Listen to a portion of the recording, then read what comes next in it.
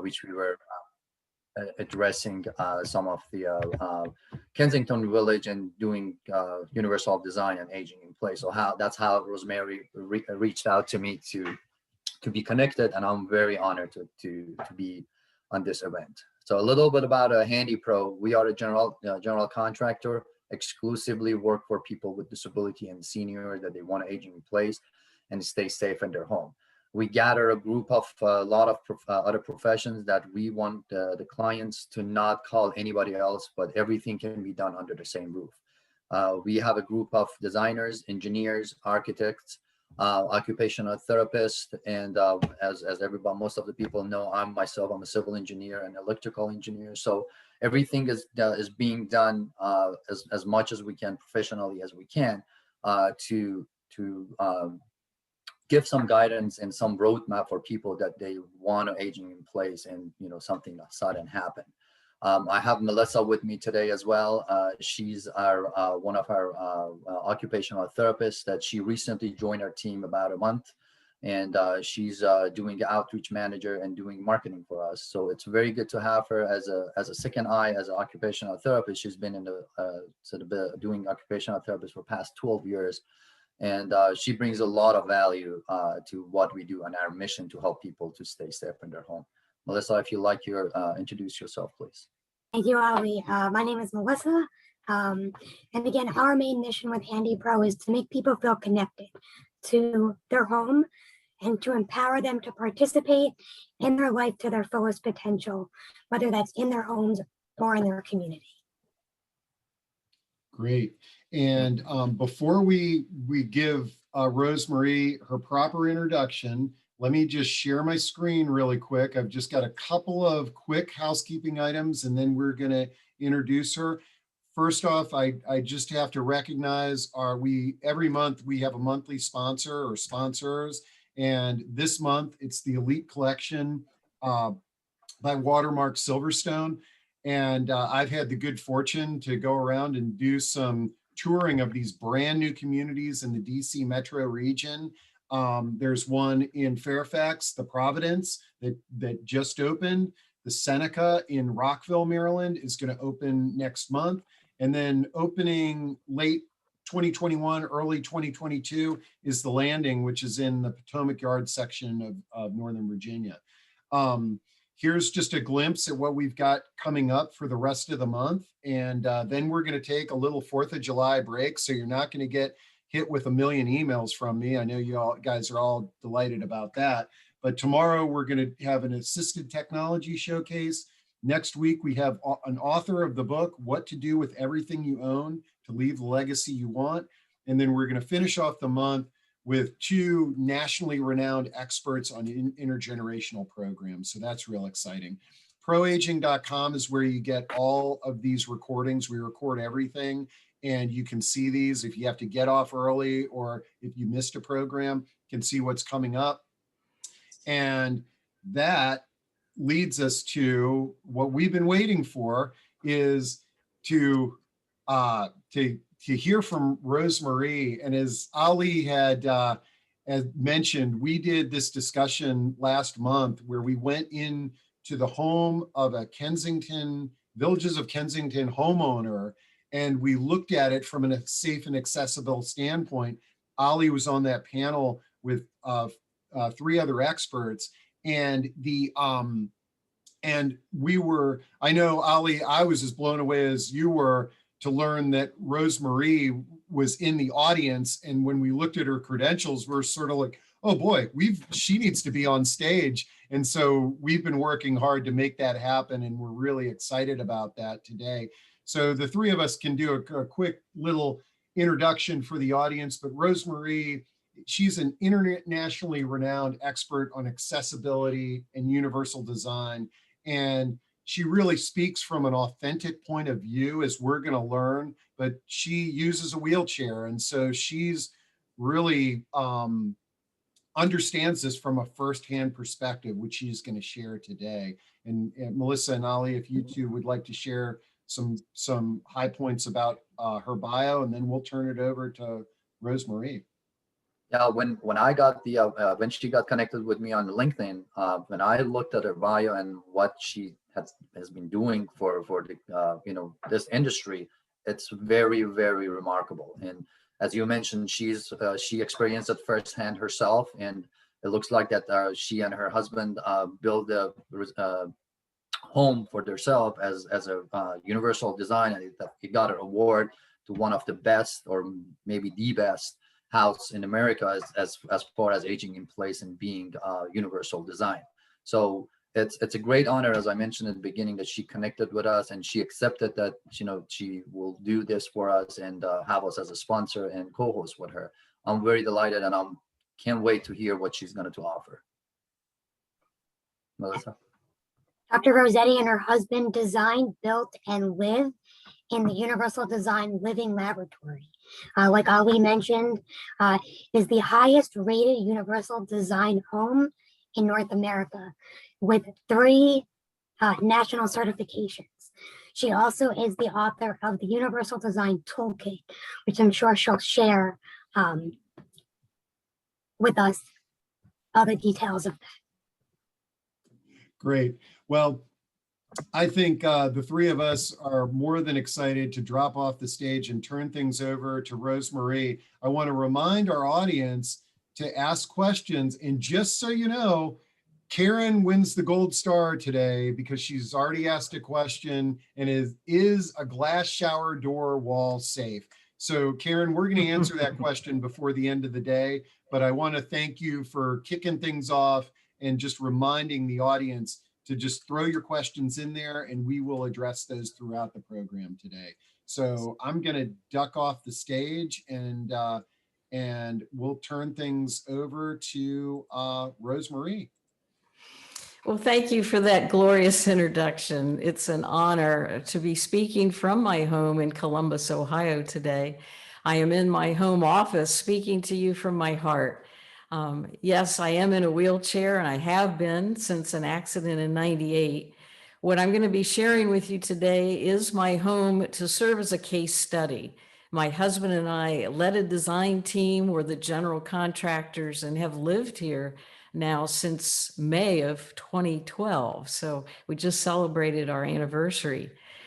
I want you to look at the photographs and the features, not just from the aspect of a custom luxury home, but you've got to make the imagination go forward. For any of you who are in the livable communities, in the senior housing, building condominiums, building assisted living, independent living, if you're working as an occupational therapist, it's up to you to figure out, what is it about this house or this particular room or this particular feature that can be incorporated into your projects, either professionally or personally?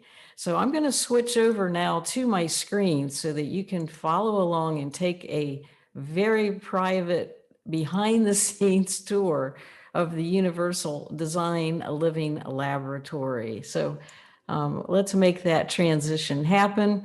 I do have points in this program so that there will be some pausing, so that Steve is going to ask me some of the questions that you have put into the Q&A or written in the chat.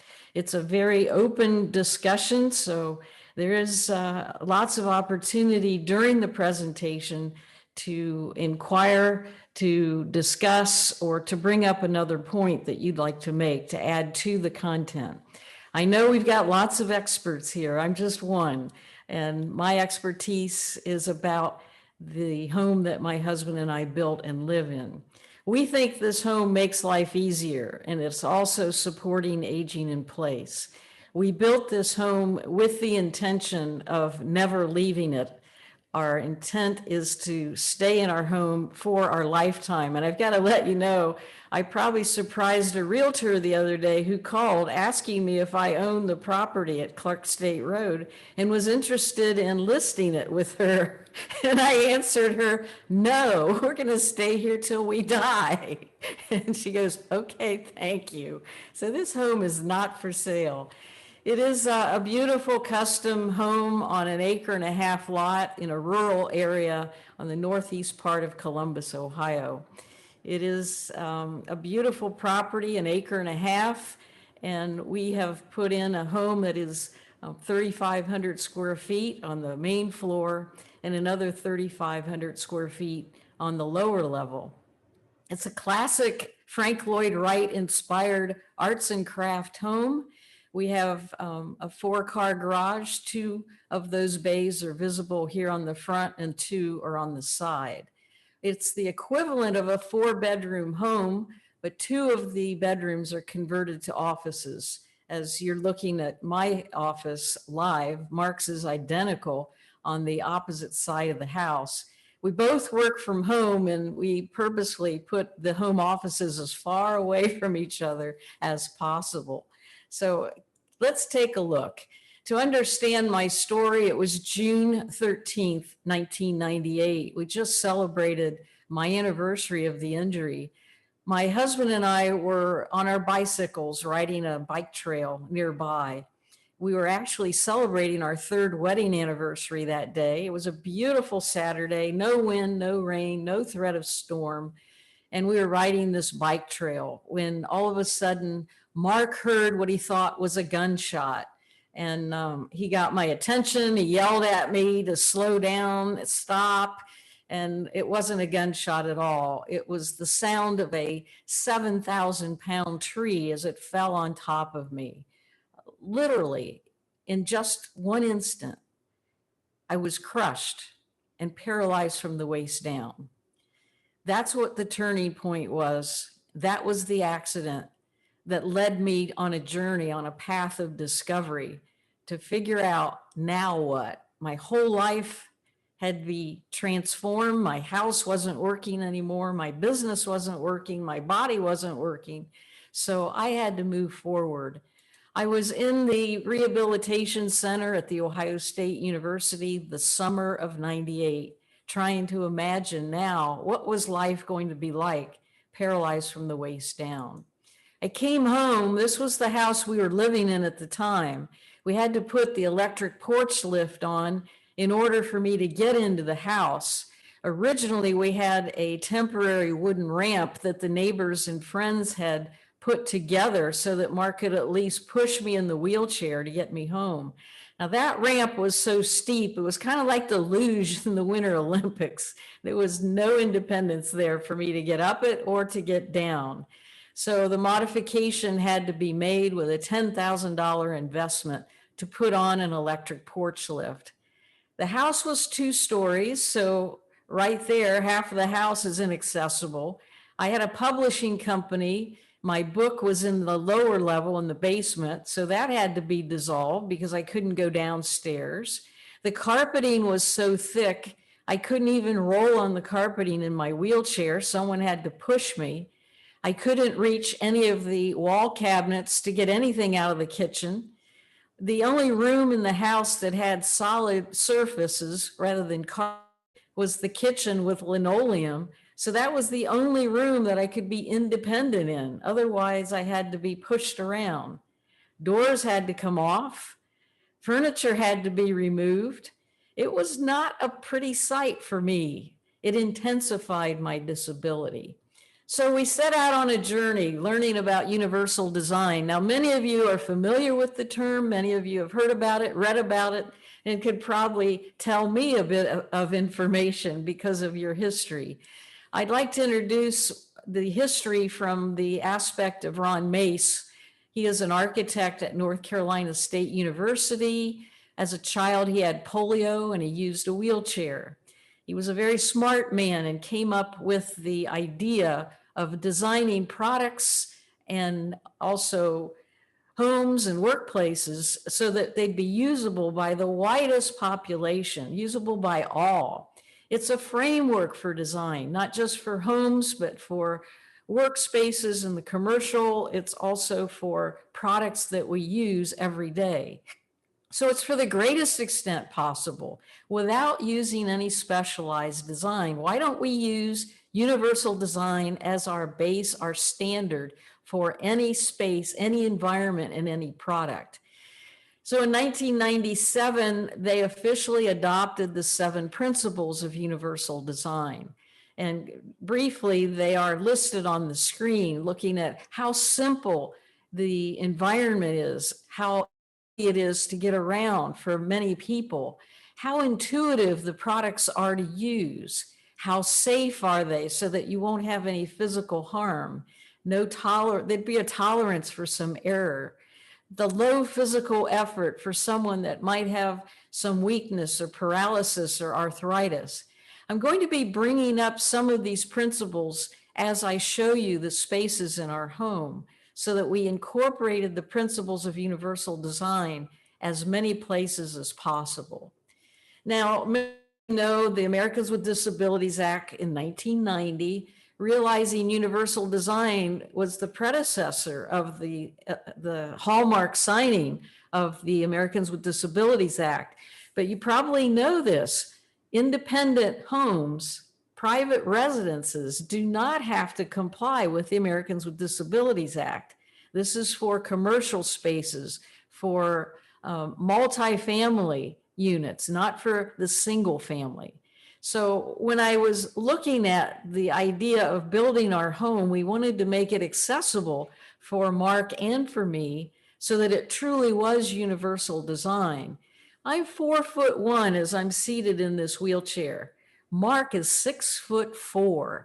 So we are a wonderful model couple to showcase universal design for people who are short or people who are tall.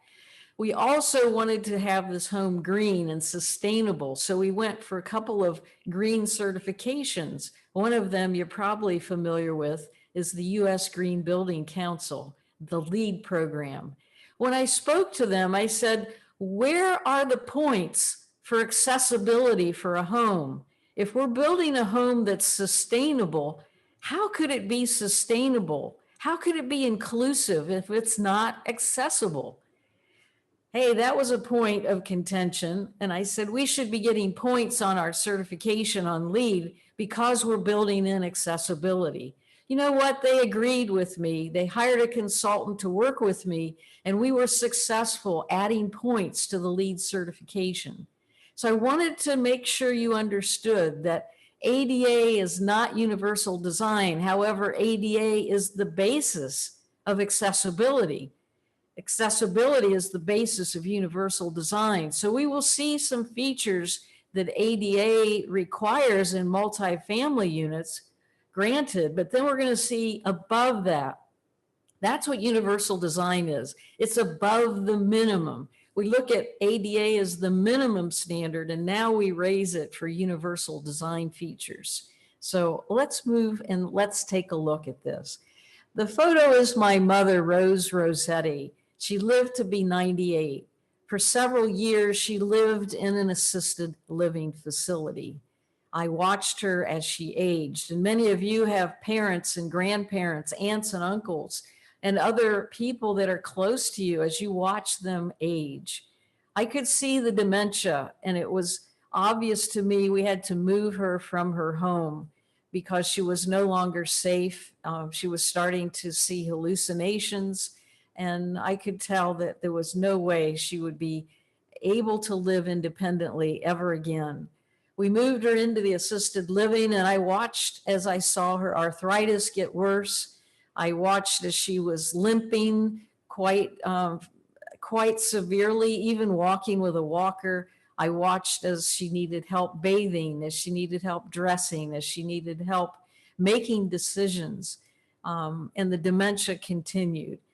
Of course, this is what happens. We can't seem to stop it. We will all age in some way, hopefully to slow it down the best way we can and stay healthy. But these are the things that happen to people as they age. And as we look at aging in place, what can we do to support people's changes? Here's a very important slide. There's a lot to this one. One is the 5-foot turning diameter for the wheelchair. And these were spaces on the floor plan in red.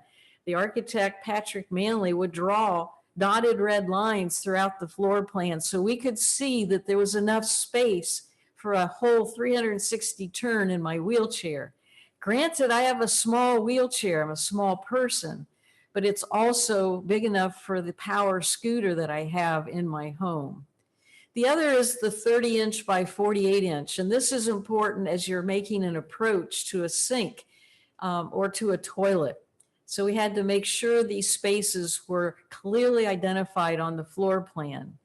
And then when you look at an adult in a wheelchair, granted, I'm only 4'1", but the average adult, in terms of what is the sweet spot of reaching, where is it that they can reach high and feel comfortable?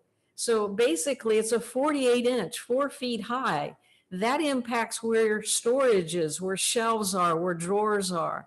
Beyond that, the person may not be able to reach things. So that impacts your design of your kitchen and your bathroom and other storage areas.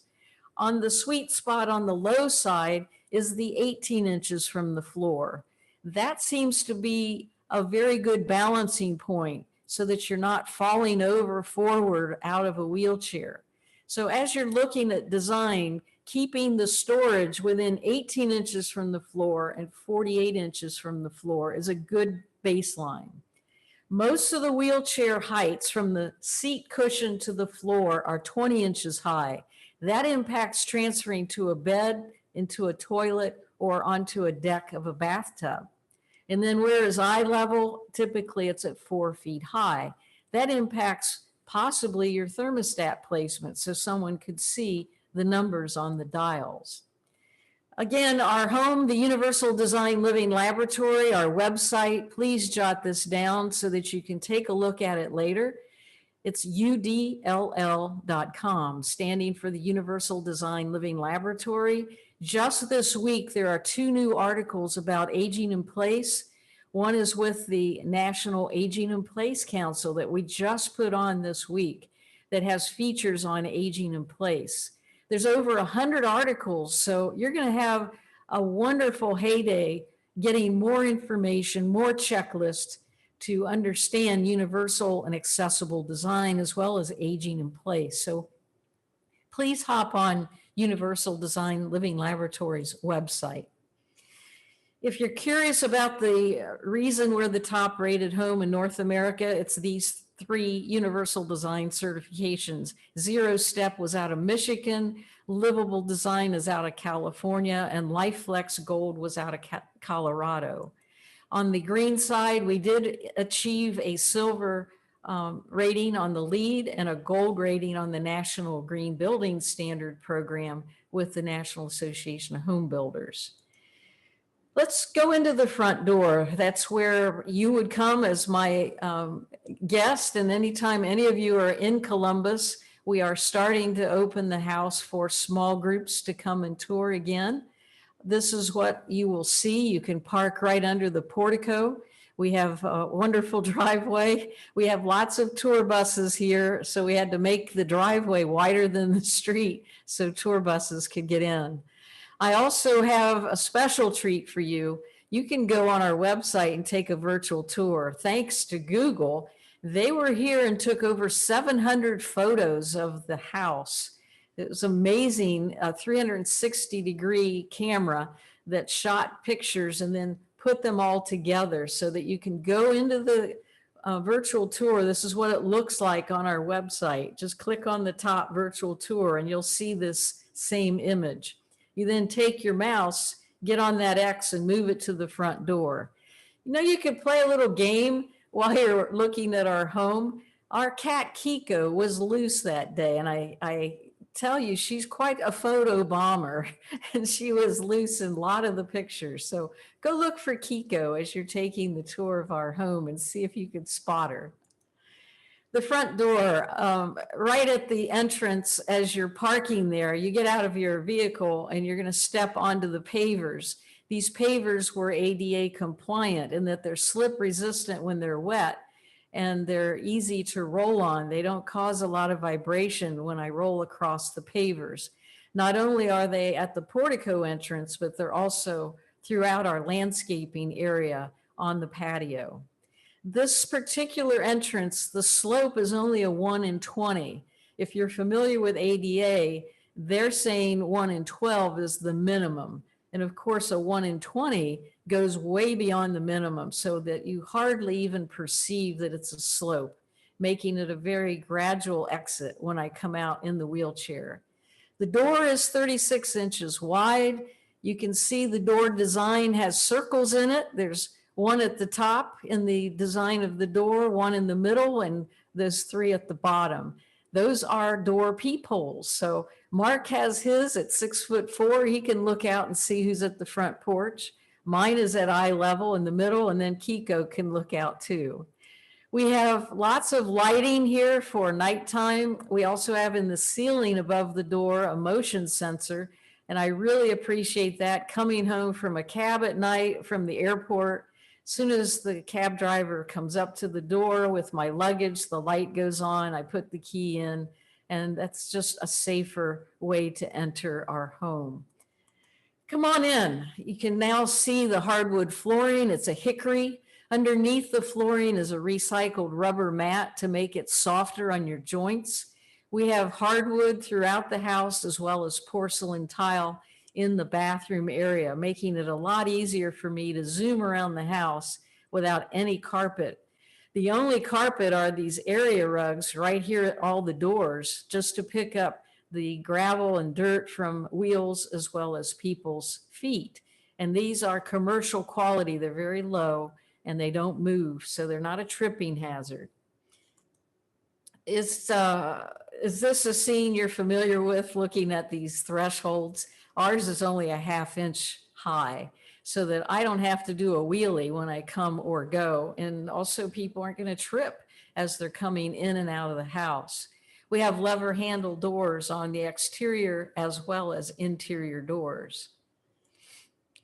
Let's go in through the garage. As you're looking at the rendering, we have the 2-car garage here, and then the one on the side. This is the construction photo of that 2-car garage from the front. We had the concrete installers geared very carefully. We said we don't want this garage poured in a flat way. It's got to have a slope to it, because we do not want any steps coming into any of the doors in the house. Now, this was different for them. Usually there's a couple of concrete steps to get into the kitchen, into the living area. And what we wanted was a garage that had all 3 of the entrances to the interior of the house step-free. And we accomplished that by making sure it was engineered properly and that the contractors knew when they were pouring the concrete what they had to do. There in the center picture is a cross section of that level threshold going from the garage into the house during construction. So let's take a pause here, Steve. I'd like to be quiet for a while and see if anything has come through. If it has not come through, this is your opportunity to put a question out. Great. Yeah, we do have a few questions that have come in, and lots of comments in the chat. One of the comments in the chat first was from Joan Green, who says, you know, I'm astounded at how many senior living communities do not incorporate more features of universal design into new buildings being built. And, you know, I feel personally, I agree, Joan.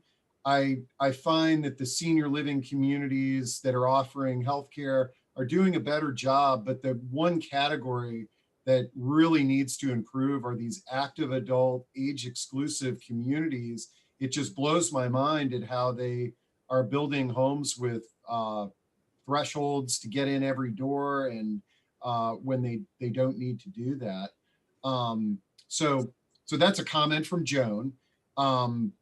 Let's see, going back to Karen, she was, I guess when you get to the bathroom, you may be able to comment on glass doors and showers and how safe those are.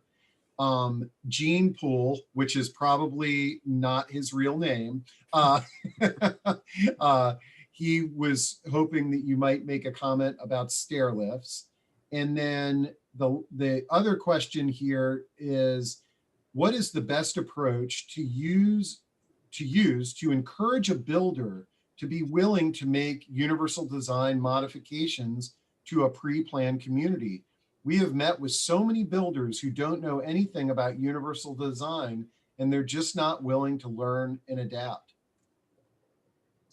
And then lastly, I know I'm throwing a bunch of these questions at you, but I want to recognize all these folks that are asking these great questions. Another one that just came in says, was it hard to find contractors and builders?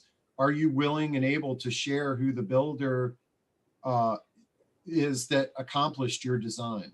So very active audience today. Wonderful. Well, I am the builder. My husband and I were the builders. We had never built a house before, and we will never, ever build another one again. We were naive. We had hired construction managers, hired the architect. We had a huge team of interior designers working with us.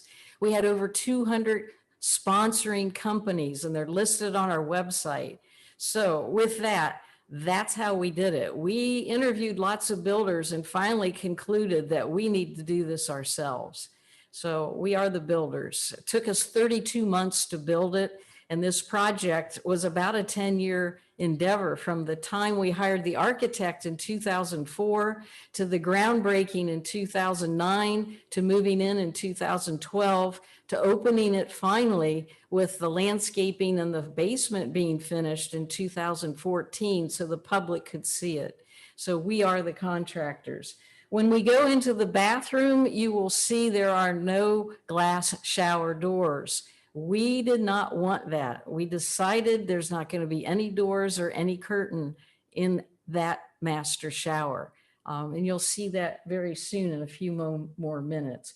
We did not put a stair lift in, we put an elevator in. However, when we built our staircase to the lower level, we built it wide enough to demonstrate the width of a staircase. So a staircase stair lift could be added if an elevator was out of the question economically. So those are issues. Talking to builders, it's about market and it's about selling. And in this economy, builders are building like crazy. Remodelers are very busy. So we've got to get through to them to say you've got to build for the marketplace if you're going to stay relevant in today's building community. Also, I think we need to have some more legislation, some more building codes and requirements, as well as incentives for builders. Things have to change, and America is aging. We need more housing to support aging in place. And so let's continue if we can and see what happens. Okay. Absolutely. We'll take another break, but keep on going, and we got more questions that are pouring in. All right, let's go in the front door. The first room you see is our powder room.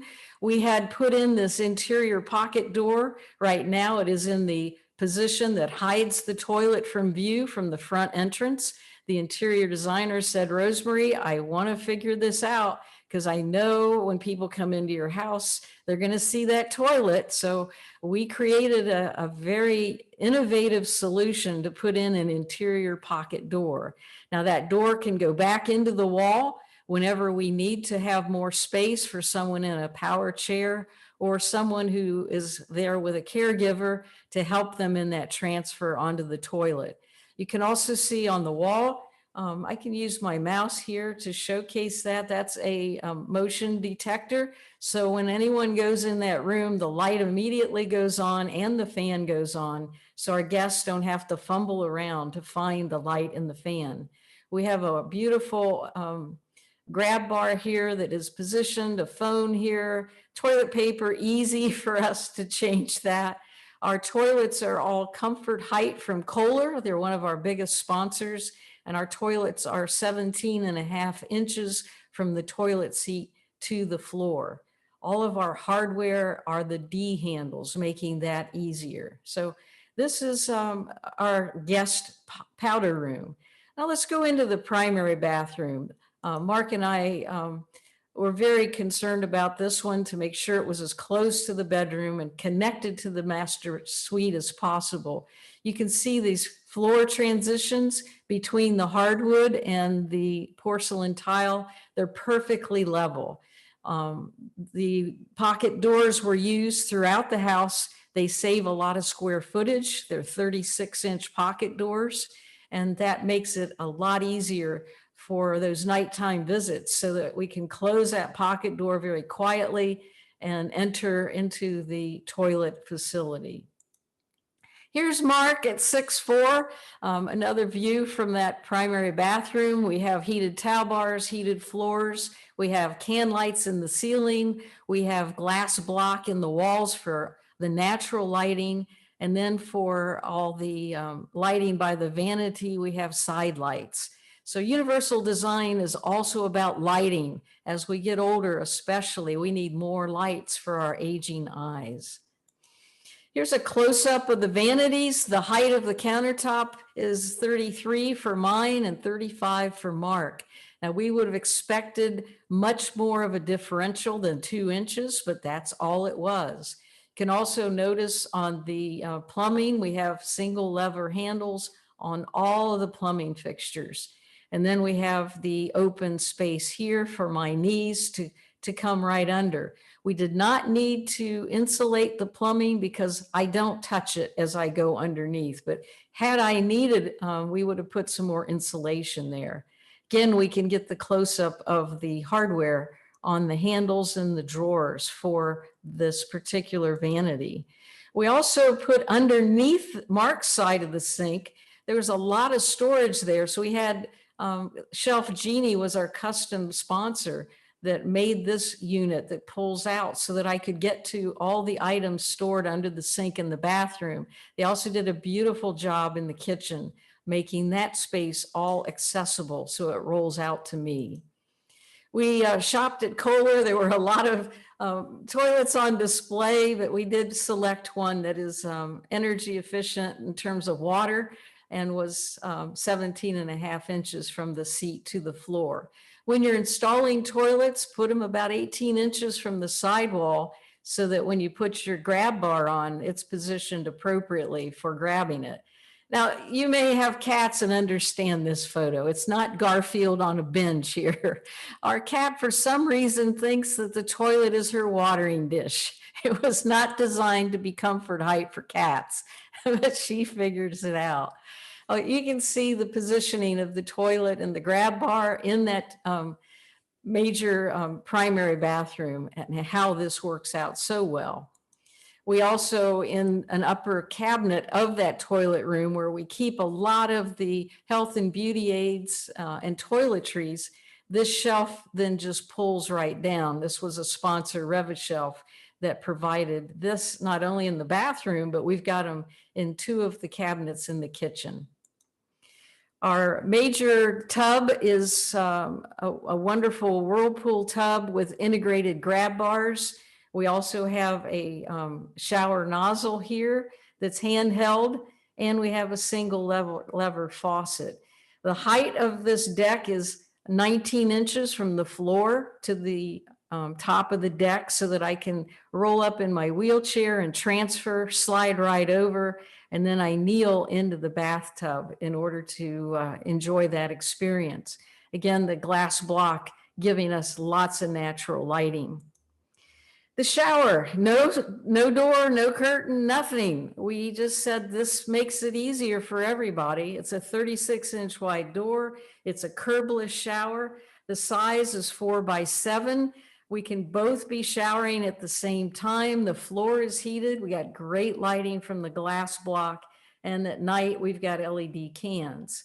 You can see here the station for Mark with the grab bar and the soap niches on that wall for him. This is the second unit. This is where I transfer from my wheelchair onto the shower seat. It's an adjustable height shower seat. We also have built-in soap niches. And if you'll notice on the shower, we've just highlighted this little ergonomic U shape. I think it's more ergonomic. It's just so much easier for me for hygiene purposes.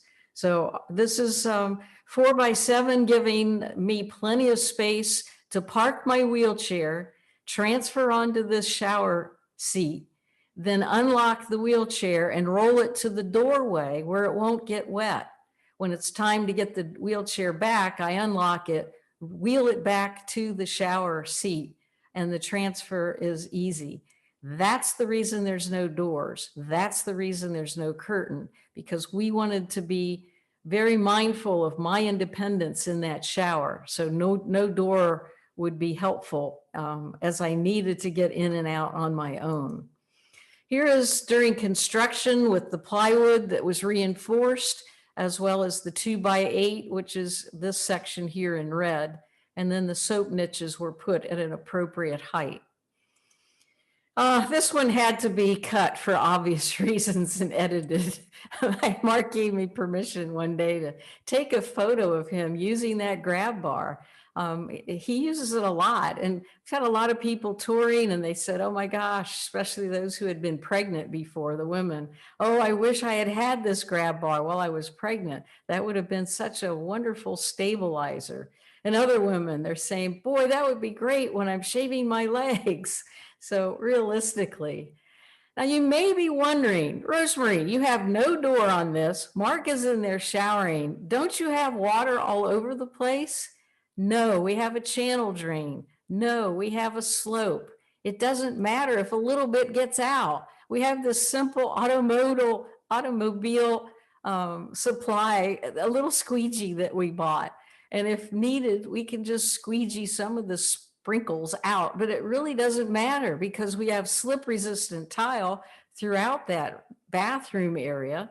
We've got water going down that channel drain very quickly. So occasionally he'll use the squeegee and maybe just tidy that entrance a little bit, or we'll just send in the cat back and she'll take over from there. So the safety features, here's that slope floor and the drain on the rear wall with that slip resistant tile floor. So we have been very pleased with what we've done. It engineered very well. All right, we have another pause for reflection. Steve, you're on board. Well, like I said, they were coming through fast and furious before. And let's see, the question that came in, this is really good. Did your universal design improvements serve to change design rules and regulations to be inclusive of aging in place? Have you been involved with any initiatives to, whether it be local or national, to get those involved? And let's see, okay, and somebody asks, could you explain the in-person tours and when they begin? And how highly available were the universal design plumbing supplies, such as the shower drain and the shower seat? And let's see, a question again, sort of asking about, are you working with CMS or any powers that be to dictate so much of what can and cannot be, non-glare flooring, things like that. And there was another one here that I was going to say, she's going to ask about your source for the pullouts and drop downs. Every kitchen should have these in them now, in my opinion. And, you know, having the ability to pull out shelves and pull down shelves is very important. And I'm going to finish on this one here for this little round, because I've got a personal question for you, and so did this person. They asked, pets are members of the family. How old or young is your cat? How old is your cat? Our kitty cat is now 8 years old. 8 years old. And I have a question for you, Rosemarie. You had mentioned that you were an author before you had your accident. What was your profession before the accident? My book was The Healthy Indoor Plant. I'm a horticulturist. And don't you feel this humorously ironic that a horticulturist gets hit by a tree? Oh boy, I'm glad you've got a sense of humor. Okay, well, I right. hope you've got let me answer these. Let me answer these in due time. Have I changed rules? I mentioned that I did change the lead U.S. Green Building Council. They added 4 points for visitability and universal design. And that was way back when we were in discussion and getting our application together. So yes, I was successful in getting 4 more points on the lead application. I don't know if anything that I've done has impacted any other laws or rules. I have spoken on behalf in our state legislature for visitability legislation and funding of visitability. Visitability is to be able to visit someone in a home with at least one no-step entrance and at least a small toilet room that someone in a wheelchair could use. So I have been an advocate politically in Ohio, and then won a big victory for the U.S. Green Building Council. Our plumbing drain was from Quick Drain USA. Our Kohler was all of our other plumbing. The shower seat was from Hefela Hiwi. All those products were available. We attended the International Builders Show at the time in Orlando for 2 consecutive years. We also had Mary Jo Peterson, a world famous interior designer with kitchens and baths, that led the way to say, Rosemarie, let me introduce you to some of these manufacturers. So nothing was customized. It was all products that were available at the time that we had to select these products. The pullouts were from Shelf Genie, which is a franchise company. Shelf Genie is listed in our website under the contributor tab. You'll see all of our contributors in alphabetical order. They custom designed the pullouts under the bathroom vanity sink and under the kitchen sink. Those other pull downs, the one that you just saw in the toilet area, was from Revashelf. And we have lots of Revashelf products. If you aren't familiar with that company, go to their website. They have lots of accessible features that are great for building and remodeling. Am I working with CMS and other powers to be? Not directly, but indirectly. I'm on lots of national task forces with the National Council on Aging. So I'm working as a role model, as a voice whenever I can on these national events and speaking all over the country. So maybe I've made a difference. Maybe somebody from CMS is listening. Let's go on to the kitchen. This is my favorite room. I'm the cook. Mark is the cleanup guy. We have a center island. It has 3 different heights. The low height is 30 inches. That's where I do my food preparation. I roll underneath very easily in the wheelchair. The taller one at 40 inches is where Mark likes to do his salad prep. And then we have the other as the third as a 35-inch. You'll see there's also electric outlets on the center island and lots of storage underneath.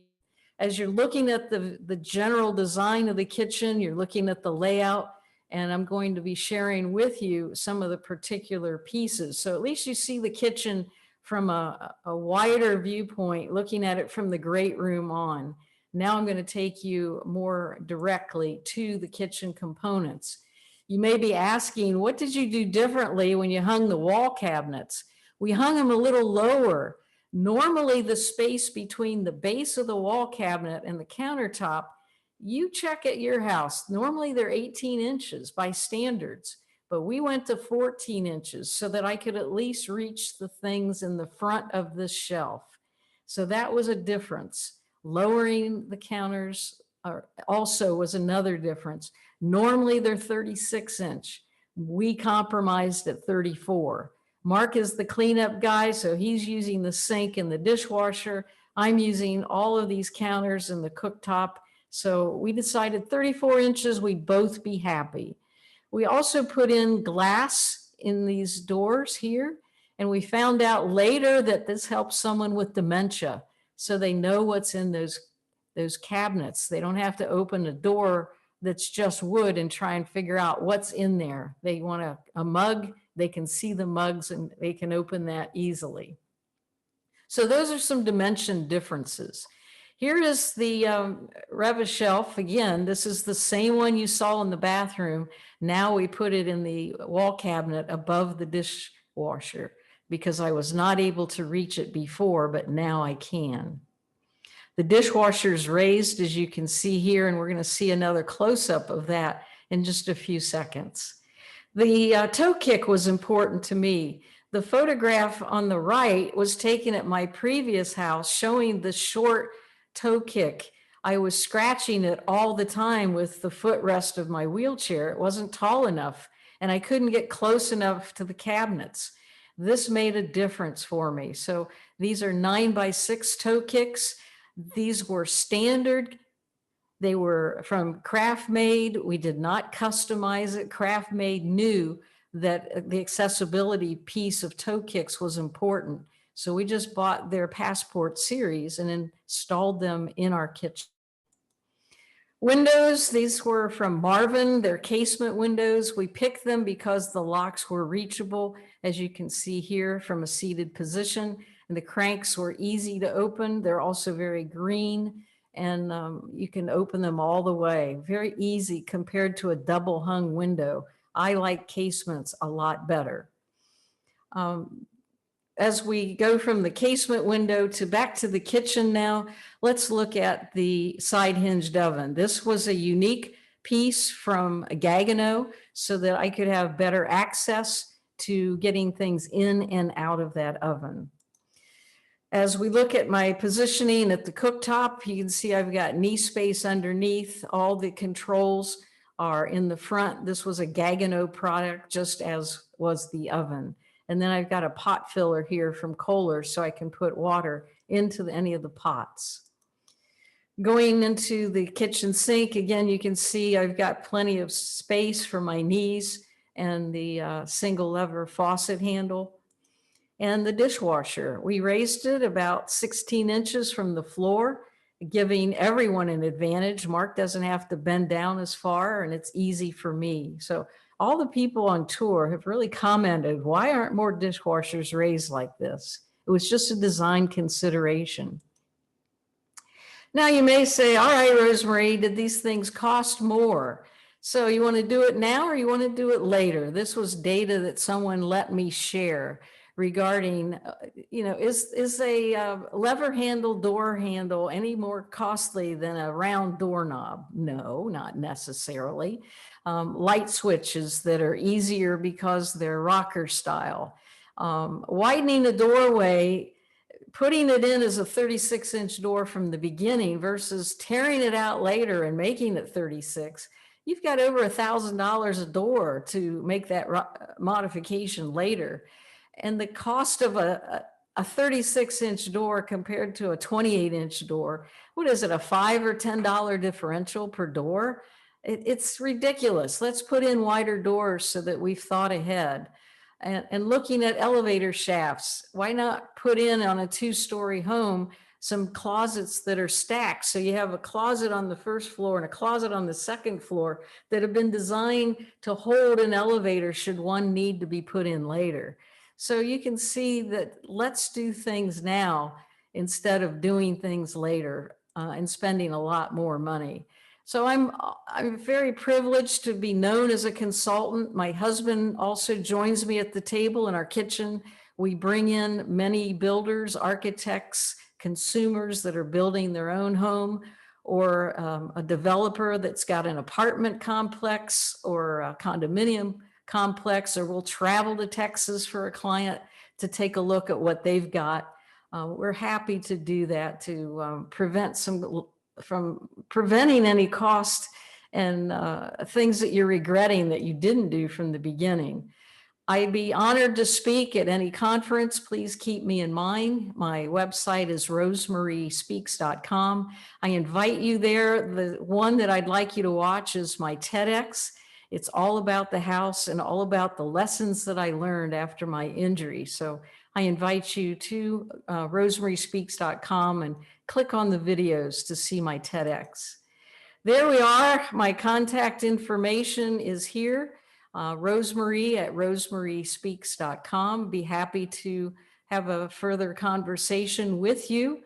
My book is the Universal Design Toolkit. I'm going to give you a bonus today. There's a free chapter listing the universal design features of my home room by room. So just go to udll.com and just click on the free chapter, and you can use it while you're taking that virtual tour of our home. If you'd like to purchase the toolkit, it's available as a PDF that comes packaged with 16 videos, replays of webinars for $97. If you just want the printed book, it's at Amazon for $49.95. So your choice, you can buy them as electronic or printed or one of each, your choice.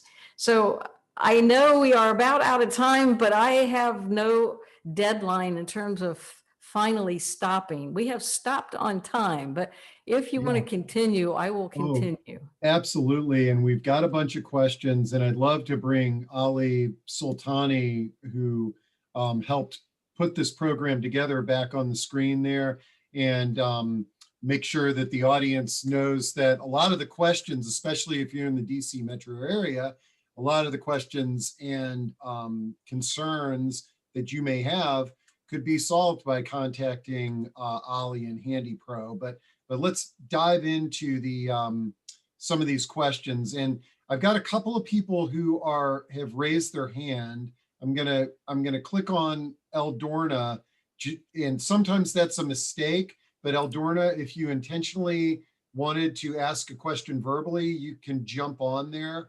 Yes. Oh, yeah. Yes, my question is, are there any Universal Design homes in the Maryland, Washington, DC area that is open for touring that you're aware of? Really? No, I good don't know any open for touring. Is there a database of Universal Design homes that you know of, or demonstration homes? No, Okay. there's no data that I am aware of. But have people got in touch with you to sort of replicate your project? Because they it have. seems like every community should have something like this. Yes, there's been many people that have borrowed some ideas from us. I did have one family that wanted to replicate the entire house, taking the entire plan and building it on the beach in California, which I was shocked. That never happened, but they were interested in that. We've had over 3,000 people touring our house in person. And I can't tell you in terms of the virtual tours, I mean, it's worldwide. We've got someone in Mongolia recently that wrote me saying he's building one in Mongolia using our home as a model for him. And he wants it to be a living laboratory and open in Mongolia. So I was shocked. Great. Let's see. So let me get through some of these questions here, and then we'll wrap things up. And Amy O'Donnell says, any knowledge of being able to use Medicare long-term care funds or other insurance support and or to get tax deductions and credits on labor, materials, consulting fees for making these types of capital improvements to a home? Yes, you need my book. There's a whole chapter on that. Oh, wow. Also, for those that are in Northern Virginia, last week we had a discussion on the Virginia Medicaid waiver program, and those funds can actually be used for improvements like we're walking. Ali, in DC, I believe you're part of a program that has some funding for for some universal design improvements, the Safe at Home program. Yeah, there are a lot of programs out there. It depends where they live, and in general, Medicaid will pay, as you had a discussion last week. Any state that they live, most of the state are the same. So we are a Medicaid waiver vendor as well. So they will pay $15,000 every 3 years for home modifications under people that they are under Medicaid. Medicare are very different. It depends what kind of plan that they have, if they have a long-term disability plan or not. And also, if they're not, for example, qualify for Medicaid, there are programs that every county offers based on the level of their income. If they're not qualified for Medicaid and they have higher income than the Medicaid threshold, there are funds to them. And as you mentioned, in DC, there's a program called Safe at Home They pay up to $6,000 for home modification. You for that, it's 6,000 is not a lot of money to do like universal design, but it will help them a lot with putting stair lifts, grab bars, handheld showers, toilet risers, to keep them safe in their home. So it's a good grant that they can get. But I'm more than happy to talk with whoever wants, and where they are, they can reach to us. And I'm going to put again our information in the chat box. If anybody has any question, please feel free to reach out to us. But we know most of the programs in the area. Great. And I'm glad you brought up affordability, Ali, because, and what I want the audience to know is that obviously, Rosemarie, I mean, this home is beautiful and luxurious. And as you said, it took a long time to build, and you got contributions from suppliers and what have you. Oftentimes, you could see where some people in the audience might be like, oh, geez, well, this is cost prohibitive. Hey, perhaps building a home from scratch is cost prohibitive, but think about that, those wonderful pull down shelves, which are extremely affordable, and lighting and the various things that your home showcases, looking at the individual pieces of it. There are a lot of affordable improvements that you showcase today. Yeah, and then to your point, Steve, if someone building a house from scratch, most of the things that Dr. Rossetti point out, they're not going to have extra cost. For example, if you are building a shower, it doesn't cost you more if you want to make it barrier free and curbless, or you want to put a curb there. But some stuff that like pull down cabinets and some other things may cost more. But if someone build a house, or as Dr. Rossetti mentioned, if you need to do it either today or tomorrow, you have to get it done. So if you do it the first time correctly, it's not going to have too much more expense on you when you do it. So for example, if you put a 28-inch door or you put a 36-inch door, the difference in the price, probably it's less than $100 in material, and the labor would be the same. Great. Okay, let me rip through these here. I love this one because you brought up your previous profession, The Secret Life of Plants. Have you read this amazing book? No, I don't think I have. All right. And then somebody says, this is an amazing story. What a great accomplishment. Thank you so much for sharing. Carol Ragsdale says, hard surfaces are beautiful, but it may make it difficult for those hard of hearing. What do you suggest? Well, that's very important in terms of the acoustics. And we probably can admit, if there's one thing we would change about this house, it's the acoustics. Because of so many hard surfaces, there's a lot of echo in this, especially the great room. And we could have done a better job in terms of the acoustics with how we treated that ceiling and putting some acoustic material on that ceiling to help it. We brought in specialists to evaluate it, to test it, and to make recommendations, but we've never made any of those because it's just Mark and I, and we're fine the way it is. But when we have a lot of people in here, that cocktail party effect, there is some echoing between the conversations of all the people in that room. Great. And let's see, I'm not sure if Maribel intentionally raised her hand, but I'm going to click that button. And while I do that, I'm going to also ask the question from Paul Nasto. From your experience when modifying a home, what are the top threes and do's and top three don'ts? And we could probably do a whole hour on that, but maybe you could share some insights in that area.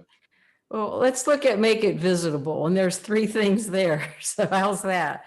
Make the house visitable with at least one entrance that you can get into, meaning there's no step there and the door is wide enough to get in, and that there is a room on the main floor that serves as a powder room or a toilet room so that people can come and visit. That is not only for the visitation purposes, but thinking in terms of if there is a need to retrofit a home temporarily because someone's coming home after hip surgery, can you quickly convert one of the rooms on the first floor into a bedroom while they're recovering? At least you've got that ability if you hadn't put a master suite on the first floor. I highly recommend master suites on the first floor, however, so that you have more dignified and private recovery time in your own home. What not to do, many people are putting in curbless showers, but putting in center drains. I don't like center drains because you've got so many different angles that are making the water flow into a center drain. When I transfer from my wheelchair and I lock that wheelchair in place, realizing it's got 4 wheels on it, not all 4 wheels are touching the floor, because now the floor has some angle to it because of that center drain, and it can slip away. So I like the channel drain. It can go in the front of the shower. It could be in the back of the shower. What you saw on my photograph was the shower in the primary bathroom where the channel drains in the back. We also have a curbless shower in our lower level, and we put the channel drain right at the entrance of the shower. So there's just some things, do's and don'ts. Great. And John Hinkle says, many long-term care insurance policies have a benefit to make the home more accessible friendly. Typical is a monthly benefit, one time. For example, install grab bars, install ramp, replace toilet, etc. So for those that have long-term care insurance policies, that could be an option. However, I think we will all say making these improvements before you're on the way home from the hospital is the most ideal choice. Joan Green says, this isn't a question, more of a comment for all of those of you in the audience who are involved in building new assisted living communities. Please consider adding automatic doors so people on scooters or wheelchairs can access their bathrooms. I'm astounded that new assisted living communities in our area that are gorgeous but have not done this. Good suggestion there, Joan. Let's see. Someone says broken hips and broken bones and frequent falls in our senior family members often experience at home. So what kind of floors might have or offer some kind of cushion and protection for falling injuries? You talked about the non-slip tile, but any thoughts on when you fall, surfaces that could prevent the injuries somehow? I don't think that's what we should be thinking of as the surface of the flooring, because a fall is very complicated and impacts a lot of parts of the body. You fall, you're going to hurt yourself. I don't think it matters if you fell on carpet, on a cork floor, on a porcelain floor, or hardwood floor. It's still you fell. So let's take another look at preventing falls. Let's take a look at all these throw rugs and throw them out. We don't want throw rugs. Let's take a look at the furniture placement. Let's take a look at all the cords and tripping hazards that people just don't realize. They've got extension cords and electric outlets, and they've got pets that trip them and fall. There's so much going on when you assess a home as an occupational therapist, and you find all kinds of ways that these people can trip and fall. So I wouldn't focus so much on the flooring surface. I'd focus more on the whole environment. Lighting is also critical. Having motion sensor lighting in our house makes it so much better. And night lighting that's on all the time, so that anytime I get up in the middle of the night to use the bathroom, there is a night light constantly in that toileting area. And if I want to go to the other bedroom at night because I'm not sleeping well, there's night lights throughout that house to guide me. I love it. Joan Green also asks about various technology that's in your home, and specific also, do you utilize like the Amazon Echo or any of the voice activated or smart home technology in your home? I know it was created a while ago, but have you begun to implement some of those things? Yeah, we have the Amazon for home entertainment purposes with voice activation. We also have our thermostat set up so that we could use our smartphone to adjust the thermostat away from home if we needed to, but we haven't found that to be important. I keep teasing Mark whenever I'm traveling. I said, someday I'm going to mess with you and change the thermostat. And then I'm going to call you and say, are you getting a little cold in the house lately? So We could put in some of those controls for lighting, but we just said, why? Why are we wanting to do that? If we want a light to come on, there's a light switch, turn it on. And anytime we go into certain rooms and areas of the house, the lights come on automatically and shut off automatically. So we put that in as simple motion sensors. Okay, great. Amy, I have to agree with you on this one. She said, raising the dishwasher, genius. The first time that I saw that as a universal design improvement that helps people of all ages and abilities, I was blown away by that as well, Amy. Somebody else comments, linoleum floors, what a great memory in our grandparents' home. Thanks for taking us down the memory lane there. Someone makes a comment that there are special occupational therapists who teach people how to use wheelchairs. Again, a great suggestion. And I really have found that occupational therapists are a valuable component in this universal design space. Would you agree, Rosemarie? Oh my goodness, yes. They are my partners here. The home modifications and the assessments, they're great. I used them all the time I was recovering for many reasons, for all my life skills, to figure out how to continue living and be as independent as possible. And then when I came home from the hospital in a wheelchair, having an occupational therapist in my existing home to say, well, here's some things we can do temporarily, but this house just didn't work for us. Okay, and then I've just got one more question on the list, and I knew it was going to go long today, but I'm also going to unmute Eldorna again. She might have another question, but the last question I got on my list is here. We missed the answer about when the in-person tours will begin.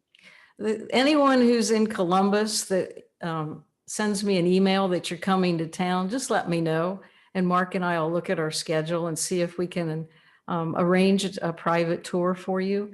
We usually have group tours around 20, 25 people, but because some of you are out of state and maybe have another purpose to be in Columbus, just let me know and I'll see if I can arrange to just have a private tour for you. Great. And Eldorna, I think your mic is open now. Did you have a follow-up question? No, that was a mistake. Sorry. Oh, okay. That's okay. Great to hear your voice. And I think we're going to wrap things up. I'd like to give Ali the chance to say some closing words. But before we do, I do want to recognize Louis Tenenbaum for a couple of reasons. You know, he was the first person that introduced to me the concept of this flex suite, of having a den on your first floor that could easily be converted into a first floor bedroom. And I thought that was just a great idea way back when. But now Louis is part of the Homes Renewed Coalition. You can see a link to his organization in the chat. I recommend that you all get involved with that, because the idea that we can influence public policy to adopt benefits to us making these improvements, whether they be tax or otherwise, is something that we really need to do. Think about all the benefits that the energy efficient aspect of the building world offer in terms of rebates and tax credits and things like that. And doesn't it really make sense that universal design would have the same benefits? So check that out. And Rosemarie, thank you so much. Ali, would you like to say a few closing words? And again, I want to thank you for your support with helping us get Rosemarie here today. Absolutely. Thank you so much, Dr. Rossetti. It was great information, and it's aligned with what we do. And as you mentioned, occupational therapists are the architect of this design, and we take advantage of them as well, and we use their opinion. And again, thank you for the opportunity for us to be a part of this discussion. I cannot have a better week because I was featured in a VGM Live at Home yesterday in their newsletter and Andy Pro, and today I'm co-hosting Dr. Rossetti. So it was a great week, and it's good to close the week with these two great achievement kind of thing. And please, anybody needs our help. Our estimates are free. We don't charge for our consultation. We are certified to consult with you about your universal design and aging in place. So if you have anybody that you'd like to refer to us, please do. My email is very easy, Ali, A-L-I, @handypro.com, and our website is handyprowdc.com. Thank you so much, Steve. Thank you, Dr. Rossetti, for all you do for the community. Thanks, Dr. Rossetti. And I'm going to be in touch with you about your next appearance, because I know you've got a lot of topics that you can talk to our audience about. Thank you. It's been a pleasure. Thank you for hosting me. You bet.